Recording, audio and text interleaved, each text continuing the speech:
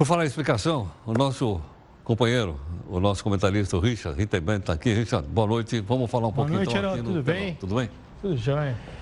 Richard, o Meirelles, você conhece melhor do que eu, entre outras coisas, disse o seguinte: se não passar a reforma da Previdência, não vai haver o caos imediato, mas ela não se sustenta. O que ele quer dizer com isso que eu não entendi? Ele quer dizer que a situação hoje da Previdência já é muito ruim, mas como a população brasileira vai envelhecer e envelhecer muito rápido, vai aumentar a demanda, né, por benefícios previdenciários. Então, o gasto previdenciário vai aumentar muito, o gasto de saúde vai aumentar muito. Só para te dar um dado, hoje a gente tem cerca de 16 milhões de pessoas que têm 65 anos ou mais.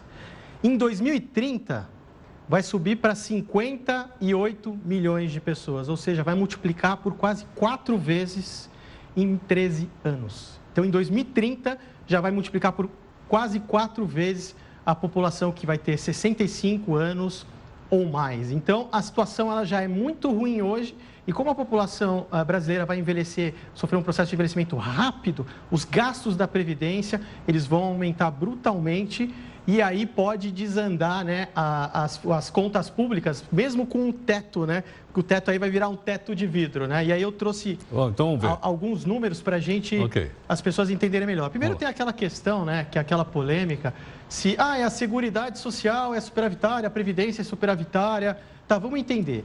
Tem um orçamento fiscal, que aí tem os gastos dos 3 poderes, legislativo, executivo, judiciário, gastos da dívida.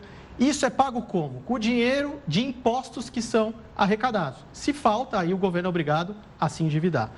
Na Seguridade Social, como é que você paga isso? Você paga com as chamadas contribuições. Tem as contribuições previdenciárias, que é as pessoas contribuindo para a Previdência, e outras contribuições sociais, como PIS, COFINS, contribuição social do lucro líquido. Antigamente tinha a tal da CPMF, mas não tem mais. E o que está dentro da Seguridade Social? Todos os gastos da saúde, todos os gastos com a Previdência do INSS, que aí tem o pessoal tanto urbano quanto rural. Tem também o regime próprio de Previdência Social, que é o quê?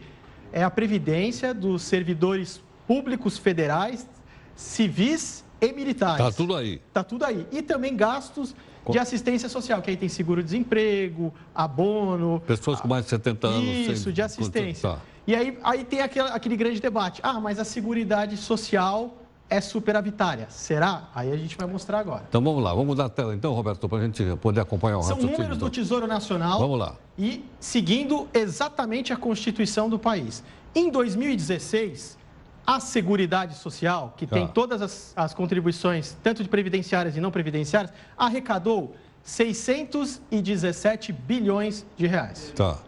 Só dos gastos da Previdência, que aí entra tanto o INSS e dos servidores públicos federais, o gasto foi de 618 bilhões. Só que você tem as outras despesas, que a gente viu que é saúde e assistência social, que representaram 255 bilhões.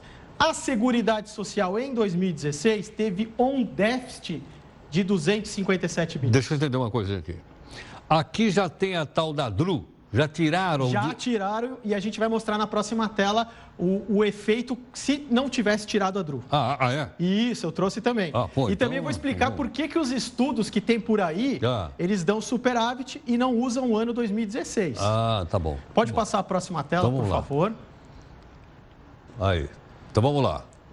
Em 2016, a tal da DRU, para quem não sabe, a desvinculação das receitas da União, é um dinheiro que o governo tira dessas contribuições, porque assim, o imposto ele pode ir para qualquer lugar. Já a contribuição ela tem um dinheiro com carimbo, ela tem uma finalidade específica. Mas, com esse dispositivo constitucional, o governo tirou da Seguridade Social 91 bilhões. Então ele pegou uma DRU e pegou 91 bilhões da Seguridade Social e tirou fora para gastar em outra coisa. Uma coisa importante, Geraldo, não sai das contribuições previdenciárias. Isso sai das receitas da mas saiu da receita da Seguridade Social.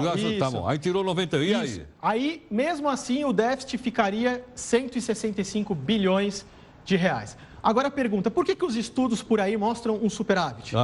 Eles não consideram a previdência dos servidores do setor público federais, civis unidos, eles tiram isso da conta, eles consideram todas as renúncias fiscais que o governo fez e somam nas receitas. E também consideram, eles somam por exemplo, eles somariam esses 91 bilhões. Só que sabe o que é o pior agora? Eles estão divulgando dados de 2015 para trás. Se eles fizessem essa metodologia que é errada hoje, mesmo com isso, a Seguridade Social estaria em déficit. Então, deixa eu entender o seguinte. Então, quer dizer, quem fala que tem déficit não inclui nesta conta aquilo que se gasta com a aposentadoria do servidor público federal. Exatamente. É isso? Soma as renúncias fiscais. Eu vou olhar com mais cuidado. Isso, olha, e soma... Porque eu estou confuso agora. Soma as renúncias fiscais. Então, assim, eles fazem uma metodologia totalmente incorreta. Uma coisa é você discutir se esse dispositivo constitucional se é legal, se não é legal. Não, mas, tudo assim, bem. Então, fala lá no número aqui. Isso, exatamente. Teria um déficit da Seguridade Social. Mas mesmo colocando isso tudo em 2016, a situação está tão ruim que ainda daria um déficit. Aí eu trouxe na próxima tela para a gente entender as origens do rombo, olhando só a Previdência. Vamos lá. Em 2016, a Previdência Urbana, que atende 24 milhões de beneficiários, ela gerou um déficit de 46 bilhões de reais. Tá. Já a Rural, que atende só 9 milhões de pessoas, teve um déficit de 105 bilhões. Agora, olha só, essa é a previdência que você falou, Heraldo, que eles não consideram na conta.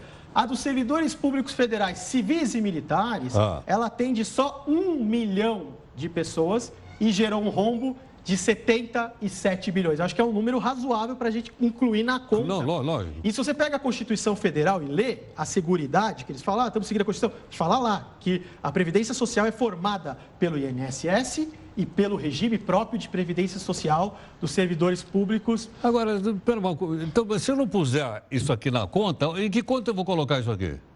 Aí que tá. Essa é a pergunta, né? Quem que paga essa conta? Porque é o Tesouro Nacional. Quem é o Tesouro Nacional? Nós. São os contribuintes. Então, assim, quando a gente for pensar na reforma, ela é importante? Ela é importante.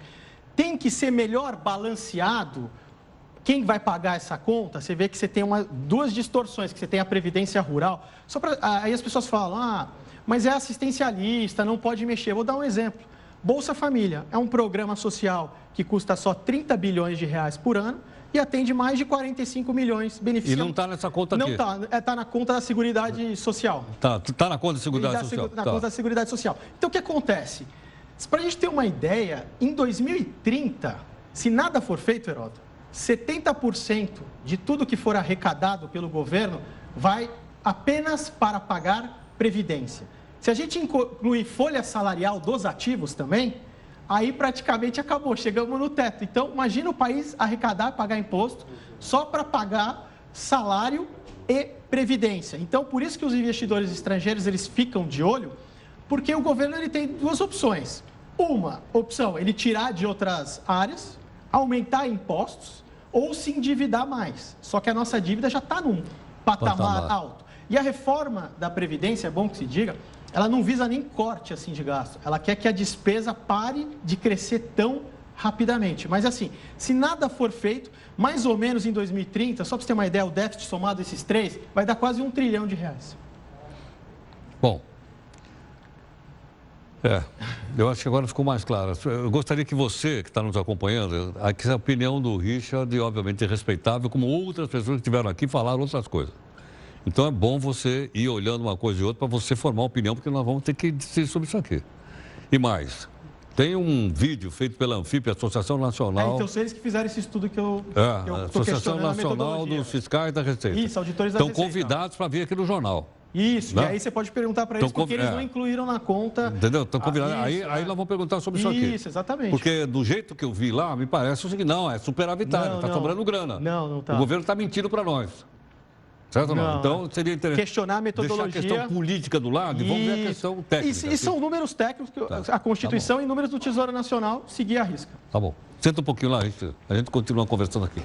Nosso comentarista, o Richard, e também daqui conosco, nós estamos aqui ao vivo no Facebook e também no portal r7.com.